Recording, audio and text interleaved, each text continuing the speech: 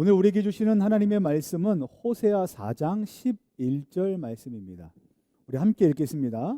음행과 묵은 포도주와 새 포도주가 마음을 빼앗느니라. 아멘. 할렐루야. 오늘도 하나님의 은혜를 사모하며 수요 기도의 자리에 나오신 여러분들을 주님의 이름으로 환영하고 축복합니다. 여러분, 지피지기면 백점 불태다라는 말이 있습니다. 이것은 적을 알고 나를 알면 100번을 싸워도 결코 위태롭지 않다라는 말입니다. 여러분, 저와 여러분들은 죄와 계속되는 싸움을 싸워야만 하는 그리스도의 군사들입니다. 그런데 우리가 이 죄와의 싸움에서 승리하기 위해서 필요한 요인이 있는데 이 두 가지가 바로 지피지기, 적을 알고 나를 아는 것이라고 얘기하는 겁니다. 우리 지난주에 이상호 목사님과 함께 살펴보았던 내용이 바로 나를 아는 것에 대한 내용입니다. 그렇다면 오늘 이야기는 바로 적에 대해서 아는 것이 바로 그 내용의 핵심이라고 말씀드릴 수 있겠습니다. 여러분, 요즘 코로나 때문에 마스크와 함께 품귀 현상을 보이는 물건이 있습니다. 바로 손세정제의 원료가 되는 에탄올, 알코올입니다. 저도 이 에탄올을 구입하기 위해서 이제 집으로 오가는 길에 아침 저녁으로 약국에 들려서 약사님 혹시 에탄올 있을까요? 알코올 있을까요? 이렇게 여쭤보게 됩니다. 그럼 이제 약사님께서 안타까운 표정을 지으시면서 한 군데를 쳐다보시고 지금 에탄올이 다 떨어졌어요 라고 말씀을 하실 때가 부지기수였습니다. 근데 제가 그 에탄올이 비어있는 그곳을 보니까 에탄올이 있어야 될 곳은 텅텅 비어있고 그 옆에 이름이 비슷한 메탄올이라고 써 있는 물품은 이렇게 가득 차 있는 것들을 제가 이제 보게 된 거예요. 이제 그 물건들을 보면서 이런 생각이 들었습니다. 에탄올 그리고 메탄올, 이거 이름 한 끗 차이인데 이 메탄올이라는 것을 가지고 소독할 수 있으면 얼마나 좋을까라는 생각을 한번 해봤습니다. 근데 그러던 어느 날 이제 뉴스 기사를 살펴보던 차에 이 메탄올을 가지고 집 안에 이렇게 분무 소독한 가정 주부와 그 가족들이 그 증기에서 발생되는 포름알데히드라는 유독 물질에 중독되어서 병원에 실려갔다라는 기사를 보게 된 겁니다. 저는 오늘 말씀을 준비하면서 그때 그 기사가 떠올랐습니다. 메탄올이라는 것이 물론 우리에게 유익한 점도 있지만 메탄올이 주는 해악이 무엇인지 아느냐 그리고 모르느냐에 따라서 아주 굉장한 차이를 만들어낼 수 있다라는 것에 대해서 깨달았다는 거예요. 물론 죄는 우리 안에 좋게 할 것이 전혀 없습니다. 그럼에도 불구하고 죄는 이와 같이 메탄올과 같이 우리에게 해악을 끼치는 존재인데 오늘 말씀은 이것을 아느냐 모르느냐가 성도가 이 영적인 삶을 살아가는 데 있어서 매우 중요한 역할을 한다라는 것을 오늘 말씀이 이야기하고 있는 겁니다. 자, 그러면 영적으로 큰 피해를 입히는 이 죄는 우리에게 어떤 나쁜 영향력을 끼치고 있는가? 첫 번째, 여러분들 페이퍼를 보시고 함께 답을 써놓으시면 좋겠는데요. 첫 번째, 죄는 양심에 들려오는 소리와 그리고 죄에 대한 형벌을 하찮은 것으로 생각하게 만든다는 겁니다. 여러분 혹시 이런 만화 보신 적 있으십니까? 아주 어린 아이가 어떤 잘못을 저지릅니다. 그리고 이 잘못을 두고 심장이 쿵쾅쿵쾅 하면서 과연 이렇게 할까 저렇게 할까 이제 고민하던 차에 그 친구의 머리 위로 아주 예쁜 그리고 귀여운 모양을 한 천사가 날개를 달고 이렇게 날아가는 모습을 보여주는 거죠. 그리고 그 반대편에는 뭐가 있습니까? 빨갛고 머리에 뿔이 달리고 작은 이렇게 앙증맞은 창을 들고 있는 아주 귀여운 악마가 나타납니다. 이 두 존재가 양쪽에서 서로 설전을 벌입니다. 아니야 이렇게 하면 돼, 아니야 저렇게 하면 돼라고 서로 이렇게 싸우는 모습을 우리 그 만화를 통해서 계속해서 보게 될 때가 있습니다. 여러분, 이처럼 우리가 어떤 죄를 짓게 될 때 우리 안에 어떤 양심의 소리가 들려옵니다. 그것은 잘못된 거야. 불편하다라는 마음을 갖게 하죠. 그리고 그 죄에 대한 형벌로 인한 두려움이 우리의 마음을 힘들게 합니다. 그리고 이와 같은 것이 계속 우리의 양심을 부추기는 겁니다. 그렇게 하면 안 돼라고 얘기하는 거죠. 이것이 마치 만화에 나오는 천사의 소리와 같다고 생각할 수 있습니다. 그런데 죄를 발동시키는 건 정욕이라고 말하는데, 이 죄를 발동시키는 이 정욕은 우리 안에 들려오는 마치 천사의 소리, 그러니까 양심의 소리나 죄에 대한 형벌에 대한 이 두려움과 같은 것들을 아주 하찮은 것들로 여기게 만든다는 거예요. 그래서 마치 악마가 우리 귀에다가 이렇게 속삭이는 거죠. 괜찮아, 그 정도는 괜찮아, 하나님도 이해해 주실 수 있어, 그게 뭐가 문제가 되겠어? 라고 우리에게 달콤한 거짓말을 하는 겁니다. 그래서 우리를 계속 속이는 가운데 있게 만들어서 우리로 하여금 죄 가운데 머물러 있는 것이 아주 지극히 자연스러운 것이고 당연한 것인 것처럼 우리의 마음을 부추겨낸다는 겁니다. 자, 그런데 두 번째 죄가 우리에게 끼치는 큰 해악이 있는데, 그게 뭐냐면, 두 번째는 죄는 우리의 마음을 완고하게 한다라는 겁니다. 여러분, 이 완고함이라고 하는 것은 가장 위험한 죄의 요소입니다. 여러분, 이 완고함이란 이 뜻은요, 영적으로 철저하게 고집을 부린다라는 것으로 우리가 이해할 수 있습니다. 하나님의 말씀으로 인해, 하나님의 말씀이 우리의 심령 가운데 녹으면 성도의 마음, 이 신자의 마음은 말랑말랑해집니다. 왜냐하면 하나님의 은혜도 경험하고 예수 그리스도의 보혈의 공로도 우리의 마음속으로 깊이 깨닫게 되기 때문에 그렇습니다. 그런데 이 죄가 확고하게 자리 잡은 이 완고함의 상태가 되면 어떤 것에 대해서 잊어버리냐면, 하나님의 은혜, 그리고 하나님의 자비, 그리고 예수 그리스도의 보혈의 공로, 그리고 율법인 하나님의 말씀, 그리고 지옥과 천국과 같은 영적으로 매우 중요한 믿음의 도리들을 아주 하찮은 것으로 여기게 만든다는 겁니다. 뭐가요? 이와 같은 완고함이 우리를 그렇게 만든다는 거예요. 그런데 여기서 이 완고함은 멈추지 않고요, 거기다가 우리의 양심을 계속해서 무감각하게 만들어 버립니다. 그래서 심지어 죄를 짓고 있음에도 불구하고, 그리고 죄의 자리에 있음에도 불구하고 이 죄가 이것은 죄다라고 인식할 수 없는 상태로 우리의 영적인 감각들을 무뎌지게, 어둡게 만들어 버린다는 거예요. 심지어 하나님을 섬기는 것과 우상을 섬기는 것을 결코 분별하지 못하도록 만든다는 거예요. 여러분, 사사기 말씀에 보면 이런 사람이 나옵니다. 미가라는 사람입니다. 이 미가의 어머니가 첫 번째로 중요한 메시지를 주는데, 이 미가의 어머니는요, 아들이 잘 되기를 위해서 신상을 만들었던 사람입니다. 말이 안 되죠. 믿음의 백성인데 어떻게 신상을 만들겠습니까? 그런데 더더욱 놀라운 건 뭐냐면, 이 신상을 만들면서 이렇게 의미를 부여했다는 거예요. 이것은 하나님께 거룩하게 드리는 것이다 라고 생각했다는 거예요. 얼마나 맞지 않는 말입니까? 그런데 이와 같은 어머니 밑에 있는 미가도 동일합니다. 하나님의 사역을 수종두는 레위인을 자기 가정의 개인 제사장으로 고용하는 이와 같은 잘못을 저질렀던 사람이 바로 미가입니다. 근데 그뿐만 아니라 제사장을 고용할 만큼 하나님께 어떤 신앙이 있는 것처럼 보이지만, 사실은 그는 집에다가 신당을 만들어 놓고 신당의 제사장들이 입어야 될 에봇, 이 옷과 그리고 신상과 우상이었던 드라빔을 함께 모셔놓고 섬기는 행위를 했다라는 거예요.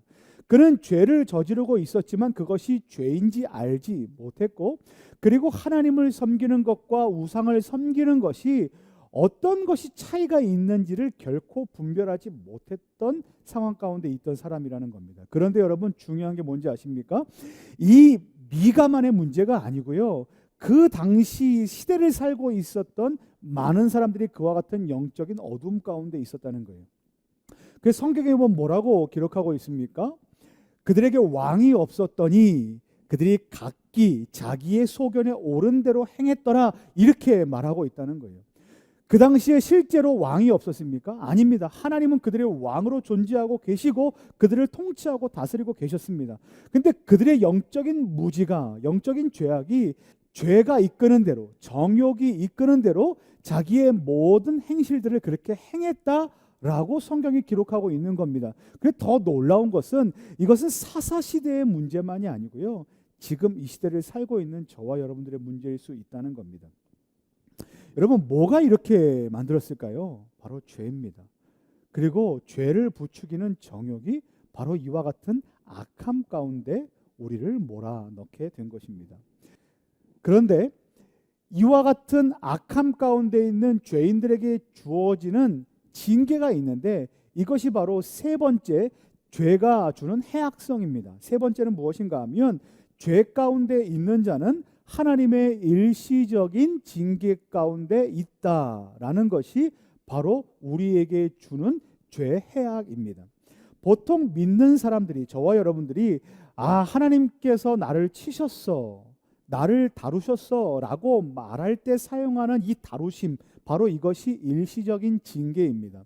이 징계는요, 성도를 완전한 진멸 가운데 있게 하기 위해서 주시는 것이 아니라 잘못된 성도의 행실을 돌이키시고 고치시기 위해서 주시는, 하나님께서 사용하시는 일시적인 징계라는 거예요.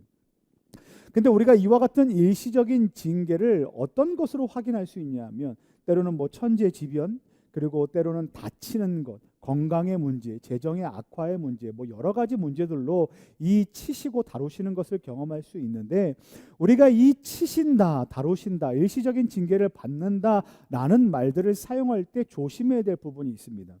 이것은 다른 사람에게 쉽게 적용해서는 안 된다는 겁니다. 다른 사람이 아픔 가운데 있고, 다른 사람이 고통 가운데 있고, 어떤 천재지변으로 인해서 어려움 가운데 있을 때 너 잘못했어, 하나님께서 너를 치시는 거야, 하나님께서 너를 벌 주시는 거예요, 그러니까 빨리 그 마음을 돌이키고 회개해 라고 일반화시켜서 말할 수 없다는 겁니다.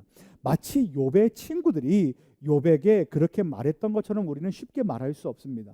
그 주된 이유가 뭐냐면, 하나님께서는 모든 일을 행하시는 가운데 모두 다 진노하시고 모두 다 징계를 주시는 것은 아니기 때문에 그렇습니다. 또 하나, 우리가 모든 것을 바라보고 이것은 하나님의 징계다, 아니다라고 판단할 수 있는 근거가 우리 가운데는 없기 때문에 그렇습니다. 그러면 이와 같은 일시적인 징계는 우리가 어떻게 이용하고 사용할 수 있는가? 바로 남에게 적용할 것이 아니라 나에게 적용해야 한다는 겁니다. 만약에 우리가 어떤 죄 가운데 있습니다. 그리고 하나님께서 징계하십니다, 다루십니다. 그때 우리의 마음 가운데 어떤 소리가 들려올 겁니다. 그 소리가 뭐냐면 바로 양심의 소리라는 거예요. 그리고 죄책입니다. 이것을 통해서 하나님께서 나에게 주시는 형벌에 대한 두려움이 내 마음을 두근반 세근반 뛰게 하는 겁니다. 그때 우리의 마음이 두렵고 떨릴 때, 양심의 소리가 들려올 때 하나님께서 우리에게 바라시는 삶의 태도가 무엇인가? 바로 돌이키는 겁니다. 죄 가운데를 가고 있던 이 방향을 하나님께로 돌이켜서 하나님 앞으로 나아가 내가 더 이상 죄 가운데 머물지 않겠다라고 결심하는 믿음의 태도가 우리 가운데 필요하다는 겁니다. 자, 이와 같은 것들이 죄가 우리에게 주는 많은 위험한 일들, 해악들입니다. 자, 이제 말씀을 정리하려고 하는데, 그럼 이와 같은 하나님의 말씀을 듣고 죄가 우리 가운데 이와 같은 좋지 못한 영향들, 아니죠, 아예 나쁜 영향들을 해한다는 것을 안 자들은 우리는 어떻게 살아야만 하는가? 저를 따라 하시겠습니다. 영적으로 깨어 있어야 합니다. 맞습니다. 영적으로 깨어 있어야 합니다. 존 오웬은 이 죄 죽이기 오늘 강의를 하면서 죄가 우리에게 끼치는 그 나쁜 해악들이 어떤 것인지를 알고 인식하고 조심하는 것이 필요하다라고 가르치고 있습니다. 그런데 그는 하나를 더 강조해서 이야기하는데, 이와 같이 인식하고 조심하고 깨닫는 요 지적인 부분에 대해서 단편적으로 오늘 하루만 그렇게 할 것이 아니라 지속적으로 그렇게 해야 한다라고 이야기합니다. 더 쉽게 말하면, 내가 오늘 죄는 이와 같은 위험성이 있는 것이구나, 조심해야 되겠구나, 죄 가운데 머물지 말아야 되겠구나, 오늘만 조심할 것이 아니라, 내일만 조심할 것이 아니라, 우리가 육신의 삶을 살아가는 그 모든 여정 가운데 매일마다 매 순간마다 조심하고 경각심을 가져야 한다고 말하고 있는 겁니다. 이게 뭡니까? 깨어 있는 겁니다. 여러분, 죄는 우리 영혼의 도둑입니다. 이 영혼의 도둑인 죄는 날마다 저와 여러분들에게 이렇게 아름답고 달콤한 것처럼 속삭입니다. 괜찮아, 그 정도는 괜찮아 라고 우리의 작은 생각들을 비집고 들어옵니다. 근데 우리가 여기에 하나씩 하나씩 마음을 내주기 시작하면 결국 어떻게 되는지 아십니까? 죄가 우리 마음 가운데 확고하게 자리를 잡고 우리의 마음을 완고하게 하여 더 이상 죄가 죄로 인식되지 못하게, 그리고 하나님과 우상을 분별하지 못하는 영적인 무지 가운데로 우리를 끌고 간다는 겁니다. 이게 위험한 겁니다. 시편 1편 1절 말씀을 통해서 유추할 수 있는 것도 바로 이와 같은 말씀입니다. 작은 생각의 틈부터 열린 사람이 바로 악한 자리로 계속해서 들어가 그 자리에 판을 깔고 결국 적극적이고 능동적인 죄의 자리에 머물게 된다라는 것이 시편 1편 1절이 주는 경고 아니겠습니까? 여러분, 커다란 댐을 머릿속에 한번 기억해 보시면 좋겠습니다. 제가 오늘 새벽에도 그렇게 말씀을 전했는데요. 여러분, 이 커다란 건물, 커다란 댐이 무너지는 것은요, 여러분 결코 큰 충격에 의해서 무너지는 것이 아닙니다. 이 커다란 댐, 거대한 건물이 무너지는 것은 어디서부터 시작되는지 아십니까? 아주 작고 미세한 균열에서부터 시작됩니다. 여러분, 죄가 우리에게 속삭이는 이 속삭임, 괜찮아 라고 말하는 것이 바로 이와 같은 작은 균열들을 만들어내고요, 그와 같은 작은 틈들을 계속해서 우리의 마음 가운데서 내줄 때마다 우리의 마음 가운데 자리를 잡은 이 죄가 우리를 완고하게 만들어 결국 우리의 영적인 삶을 무너뜨리는 데까지 이끌 수 있다는 겁니다. 그렇기 때문에 우리는 어떻게 해야 됩니까? 깨어 있어야만 합니다. 사랑하는 성도 여러분, 말씀을 마치겠습니다. 저와 여러분들의 삶을 돌이켜보기를 소망합니다. 그리고 우리의 삶을 돌아보아 우리가 오늘만이 아니라 내일도 모레도 날마다 경각심을 갖고 깨어 있어 과연 내 인생 가운데 계속해서 거듭돼서 발생되고 있는 죄는 무엇인가? 패턴으로 자리 잡고 있는 혹시 죄는 있지 않은가?